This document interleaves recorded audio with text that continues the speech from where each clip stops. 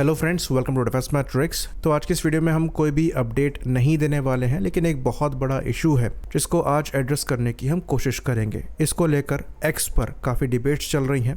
Past में भी दो साइड बन गई हैं जो कि एक दूसरे के पीछे पड़ी रहती हैं। एक जो डिफेंस फोर्सेस को सपोर्ट करती हैं, दूसरी पीएसयूज को। रियलिटी यहाँ पर यह है कि जैसे ब्लैक एंड व्हाइट नहीं है, दोनों ही सही नहीं है और दोनों ही गलत नहीं है। मुद्दा यहाँ पर जो है ये मेन प्रिक्योरमेंट का। डिफेंस फोर्सेस पर इल्ज़ाम ये लगते हैं कि इनका प्रेफरेंस इंडिजिनस इक्विपमेंट्स नहीं है और ये पीएसयूज से वेपन्स को नहीं लेना चाहते। वहीं पर पीएसयूज पर इल्ज़ाम ये लगता है कि ये चीज़ों को बना नहीं पाते हैं और समय पर दे नहीं पाते हैं। दे भी देते हैं तो वहाँ पर क्वालिटी इश्यूज आते हैं जिसको ये टाइम पर एड्रेस नहीं कर पाते। अभी एएलएस ध्रुव को लेकर भी एक बड़ी डिबेट एक्स पर चल रही है, जिसका पार्ट हम भी पास्ट में रह चुके हैं। और फिर हमारे चीफ ऑफ आर्मी स्टाफ द्वारा एक स्टेटमेंट दिया गया जहाँ पर उन्होंने ये बताया कि जो रिक्वायरमेंट का गोल पोस्ट है वो चेंज होता रहेगा। अगर आज हमें 100 किलोमीटर रेंज में फायर करने वाले वेपन की रिक्वायरमेंट है तो कल को वो 300 किलोमीटर भी हो सकती है, क्योंकि हमारा एडवर्सरी भी ग्रो कर रहा है और हमें उसके हिसाब से अपनी तैयारियों को रखना पड़ेगा, जो कि एक बहुत फेयर पॉइंट है। पर एटीट्यूड हमारे हिसाब से थोड़ा डिफरेंट होना चाहिए। हम 300 किलोमीटर रेंज वाली मिसाइल को इंट्रोड्यूस कराएं ताकि एनिमी को अपग्रेड करना पड़े, उल्टा हम कैचअप करते रहते हैं। लेकिन उस केस में फिर रिक्वायरमेंट ऐसी रखी जाती है जिसको फिर अब्सर्ड कहा जाता है कि ये तो पॉसिबल ही नहीं है, दुनिया भर में दूसरी कंट्रीज में ऐसा कोई इक्विपमेंट है ही नहीं और फिर हमें यही चाहिए।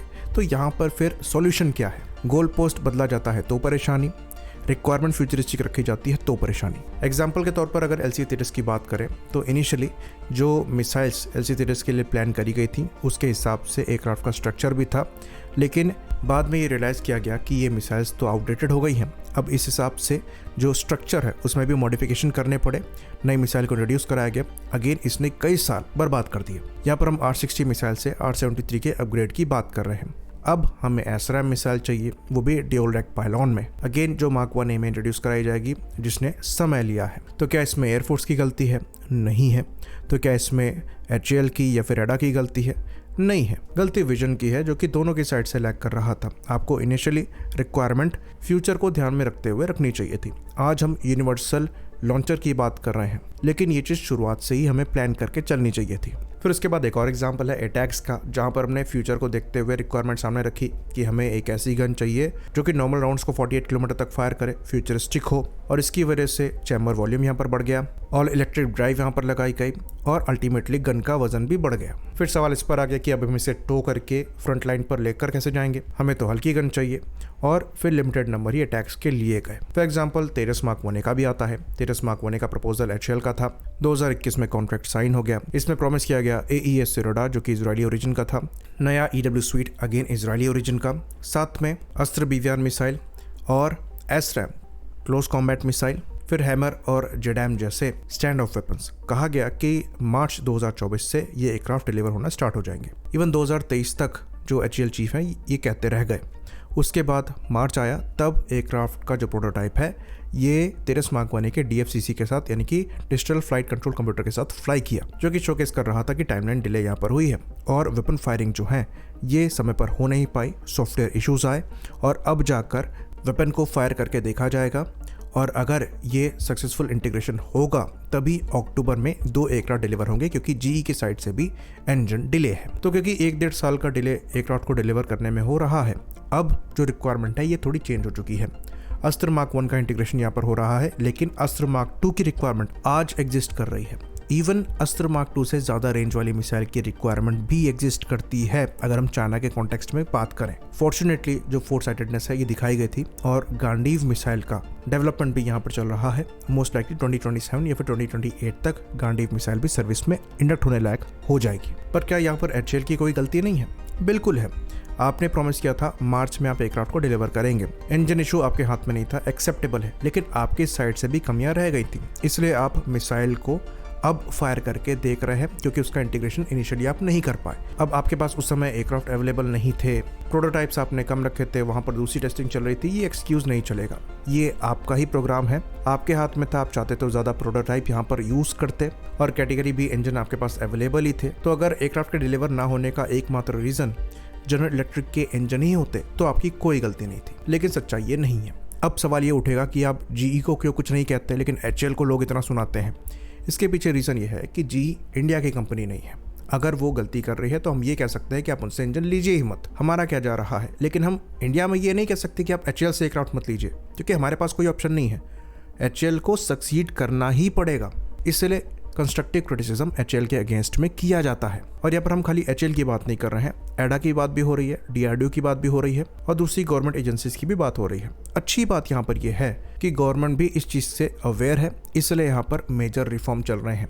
DRDO का ऑलमोस्ट रिफॉर्म यहाँ पर खत्म हो चुका है, दूसरी ऑर्डिनेंस फैक्ट्रीज का यहाँ पर रिफॉर्म हो चुका है और HAL द्वारा भी अपने स्ट्रक्चर में चेंजेस किए जा रहे हैं। और साथ में हम ये भी कहेंगे कि ऐसा नहीं है कि आर्म्ड फोर्सेस बिल्कुल ठीक है, वहाँ भी एटीट्यूड चेंज होने की रिक्वायरमेंट है। और अच्छी बात यहाँ पर यह है कि ये चीज़ दिख भी रही है, आर्म्ड फोर्सेस अब कई जगह पर कॉम्प्रोमाइज़ करने को भी तैयार है, क्योंकि करना भी पड़ेगा। हैंड होल्डिंग जो टर्म यूज़ किया जा रहा है वो नेसेसरी है। तो ये हमें फैक्ट एक्सेप्ट करना पड़ेगा कि दुनिया के जो दूसरे बड़े मिलिट्री आर्म्स मैन्युफैक्चरर्स हैं जिनकी R&D दशकों की है, उसके बराबर हमारे PSUs या फिर प्राइवेट सेक्टर नहीं है। तो वो क्वालिटी और वो लेवल आप शुरुआत से एक्सपेक्ट नहीं कर सकते। तो अगर बाहर से आपको 20 मिल रहा है और हमारे यहाँ से 17 या 18 ही मिल रहा है, तो ज़रूरी है कि ये 17-18 एक्सेप्ट किया जाए और इसके साथ अडेप्ट करने की कोशिश करी जाए। साथ में PSUs को टास्क दिया जाए कि इस 17-18 को 20 के लेवल तक लाया जाए। तो हमारी एजेंसी इस चीज़ों को डेवलप करने में समय लेंगी, क्योंकि हमारे पास हिस्ट्री नहीं है ऐसे सोफिस्टिकेटेड मिलिट्री इक्विपमेंट्स को बनाने की। हमारे यहाँ भी जो लर्निंग है ये ऑन गोइंग है और ये चीज़ अब दिखाई भी दे रही है। तो अटैक्स को लेकर आर्मी ने ज़रूर ये कहा कि ये भारी गन है, लेकिन उसके बाद भी यहाँ पर 307 गन्स के ऑर्डर दिए गए, जो कि नए GTV यानी कि गन टोइंग व्हीकल के साथ लिए जाएंगे। तो आर्मी यहाँ पर कोशिश कर रही है इन हैवी गन के साथ ही अडेप्ट करने की, इनको यूज़ करेगी और अगर लगेगा आर्मी को कि नहीं ये यूजेबल हैं तो हो सकता है नंबर यहाँ पर बढ़ाए भी जाएं। लेकिन साथ में रिक्वायरमेंट आर्मी ने हल्की गन की भी रखी है और प्रयास यहाँ पर चल रहा है कि अटैक्स के ही एक वर्जन को बनाया जाए जो कि वजन में हल्की हो। सेम चीज़ जब तेजस की बात आती है, इतना डिलेड प्रोग्राम, उसके बाद भी मार्क 1A जो है बड़े नंबर्स में लिए जा रहे हैं। IAF चीफ इस चीज़ से फ्रस्ट्रेटेड भी रहे कि जो वेपन्स प्रॉमिस किए गए थे वो एरो इंडिया में डिस्प्ले नहीं किए गए, क्योंकि इंटीग्रेशन वहाँ पर हो नहीं पाया था। पर फिर भी वहाँ पर पेशेंस दिखाते हुए 97 एडिशनल एयरक्राफ्ट के ऑर्डर भी दिए जा रहे हैं ताकि मौका मिल सके चीज़ों को सुधारने का। तो ये कॉम्प्रोमाइज़ दोनों साइड से ज़रूरी है और फिलहाल जो फेज जाएगा ये थोड़ा फ्रस्ट्रेटिंग रहेगा। आपको डिलेज भी मिलेंगी, रिक्वायरमेंट फेल होते हुए मिलेंगी, रिक्वायरमेंट पूरी होते हुए भी मिलेंगी, रिक्वायरमेंट ऑलमोस्ट सक्सीड होते हुए भी मिलेंगी। तो इस फ्रस्ट्रेटिंग फेज में हमें कोर्स करेक्शन करना है, सीखना है और बदलाव करने हैं। दोनों साइड को चेंज होने की रिक्वायरमेंट है, मिलिट्री को भी और PSUs को भी। तो ये जो टाइमलाइंस दी जाती हैं, फॉर एग्जांपल HAL, DRDO, एडा की साइड से, इस पर इन्हें काम करना पड़ेगा और रियलिस्टिक होते हुए चीज़ों को बताना पड़ेगा। आपको अपने प्रोजेक्ट मैनेजमेंट पर काम करना पड़ेगा और एक रियलिस्टिक टाइमलाइन के साथ आगे आना पड़ेगा। एक बार में ही आप टाइमलाइन दीजिए, भले ही ज़्यादा हो, पर उतनी टाइमलाइन पर काम आपका एग्जीक्यूट होना चाहिए बाय हुक और क्रुक। वहीं पर जब रिक्वायरमेंट्स बनाई जाए तो वहाँ पर खाली आर्मी ही इन्वॉल्व ना हो, बल्कि जो रिक्वायर्ड इंडस्ट्रीज हैं वो भी इन्वॉल्व हो, ताकि टेक्नोलॉजिकल ट्रेंड को समझते हुए जो रिक्वायरमेंट बने वो फ्यूचरिस्टिक हो। हम कैचअप करने की पोजीशन में ना रहें, हम ट्रेंड को सेट करें। फॉर्चुनेटली ये चीज़ अब हो रही है। मिसाइल्स के मामले में हम उस जगह पर हैं। वहीं पर आर्मी चीफ ने भी स्पाइरल अप्रोच की बात कही है। तो अब बात कर लेते हैं ALS ध्रुव की। तो ALS ध्रुव के मल्टीपल क्रैशेस हुए हैं काफ़ी शॉर्ट ड्यूरेशन में। कंट्रोल रॉड इश्यूज निकलकर सामने आया, फिर स्वाश प्लेट को लेकर इशू निकलकर सामने आया, पर अभी तक एक्चुअल इशू को जीरो आउट नहीं किया जा सका है, क्योंकि जो कंट्रोल रॉड्स हैं उसमें बदलाव करने के बावजूद नेवी और कोस्ट गार्ड के ALS ध्रुव में इश्यूज आए हैं। इवन लाइफ भी लूज करी गई है। तो ये हेलीकॉप्टर कई महीनों के लिए ग्राउंडेड रहे थे।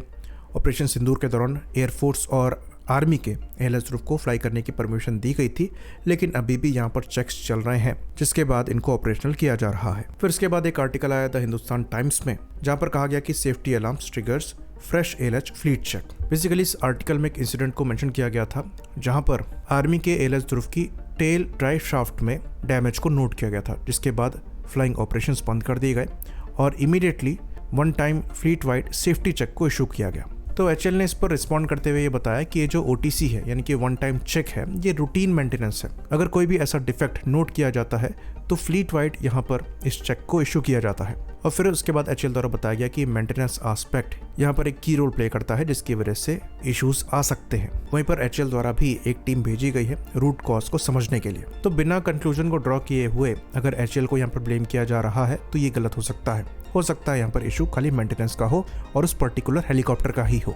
वहीं पर एचएएल द्वारा ये भी बताया गया कि करीबन 4.5 लाख फ्लाइंग आवर्स एयरलेस ध्रुव के रिकॉर्डेड हैं, जो कि तीनों आर्म्ड फोर्सेस, कोस्ट गार्ड और सिविल ऑपरेटर्स को इंक्लूड करता है।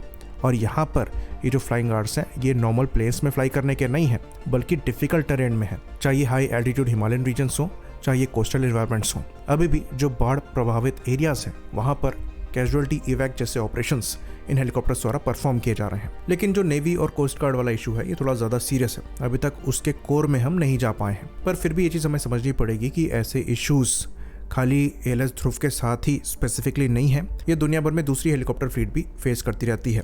अभी अपाचे का एक क्लासिक एग्जाम्पल है। इवन जब से इंडियन एयरफोर्स ने इनको प्रिक्योर किया है तब से इनकी कई बार इमरजेंसी लैंडिंग कराई जा चुकी है। इवन खाली इंडिया में ही नहीं, बाहर भी हुई है। तो ऐसी प्रॉब्लम्स आती रहती हैं, इनको समझा जाता है और सॉर्ट किया जाता है। प्लेटफॉर्म ऐसे ही मैच्योर होता है। तो एयरलेस ग्रुप के साथ एचएएल की ये पहली बार अप्रोच थी ऐसे सोफिस्टिकेटेड हेलीकॉप्टर को डिजाइन और डेवलप करने की। शुरुआत में भी कई इश्यूज आए जो कि समय के साथ साथ सॉर्ट होते चले गए। मार्क 1 के साथ अलग इशू थे, मार्क 2 में उनको सॉर्ट किया गया, मार्क 3 में काफ़ी हद तक इश्यूज सॉर्ट हो गए। लेकिन अभी भी कुछ इश्यूज निकलकर सामने आ रहे हैं जो कि सॉर्ट हो जाएंगे। लार्जली हेलीकॉप्टर जैसा इंटेंड किया जा रहा है वैसा ही परफॉर्म कर रहा है। पर ऐसा नहीं है कि एचएएल बिल्कुल परफेक्ट ऑर्गेनाइजेशन है, ये भी चीज़ हम क्लियर कर दें। पास्ट में इन पर भी ब्लेम लगे हैं चीज़ों को नेग्लेक्ट करने के और इश्यूज को सीरियसली ना लेने के, लेकिन बदलाव हो रहे हैं। चीज़ों को ब्लैक एंड व्हाइट लेना एक गलत अप्रोच रहेगी। आज आपके पास एक world class light combat helicopter प्रचंड है क्योंकि आपने एयरलेस ध्रुव को मौका दिया। ये हेलीकॉप्टर रिकॉर्ड टाइम में तैयार भी हुआ है और हमारी यूनिक रिक्वायरमेंट को पूरा करता है। तो ये चीज़ हम दोबारा कहेंगे कि चीज़ें खाली ब्लैक एंड व्हाइट नहीं है। एचएएल हर जगह सही है ऐसा भी नहीं है, मिलिट्री हर जगह पर सही है ऐसा भी नहीं है। दोनों साइड को थोड़ा कॉम्प्रोमाइज़ करना पड़ेगा और बदलाव करते हुए हैंड होल्ड करके आगे बढ़ना पड़ेगा, क्योंकि कोई और ऑप्शन नहीं है। बाकी एचएएल क्योंकि पीएसयू है तो इनकी रिस्पॉन्सिबिलिटी बनती है कि ये प्राइवेट सेक्टर की ग्रोथ में भी हेल्प करे, और ये चीज़ तेजस के प्रोग्राम में दिखाई भी दे रही है, जहाँ पर कई कंपोनेंट्स प्राइवेट सेक्टर द्वारा मैन्युफैक्चर किए जा रहे हैं। तो एक दूसरे पर उंगली उठाकर आप आगे नहीं बढ़ सकते। आई होप चीज़ें यहाँ पर क्लियर रही हों। इसी बात पर इस वीडियो को हम खत्म करेंगे। लाइक करिए, सब्सक्राइब करिए। जय हिंद।